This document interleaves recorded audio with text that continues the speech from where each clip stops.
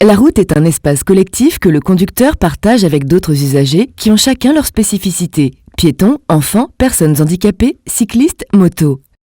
Bien les connaître, c'est pouvoir les respecter et assurer leur sécurité. Le code de la rue.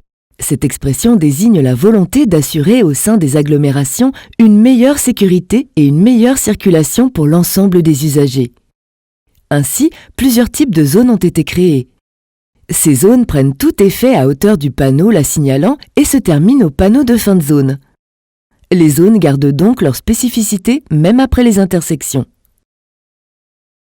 Les zones 30 délimitent un ensemble de rues où tous les usagers sont limités à une vitesse de 30 km/h.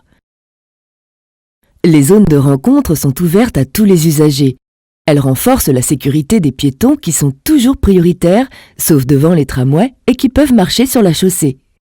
Les véhicules, quant à eux, sont limités à une vitesse de 20 km/h et ne peuvent pas stationner en dehors des emplacements réservés. Les aires piétonnes sont réservées à la circulation quasi exclusive des piétons. Seuls les cyclistes peuvent rouler dans ces zones, mais à allure très basse. Tous les autres véhicules sont interdits. Attention, les tramways restent prioritaires même dans ces zones.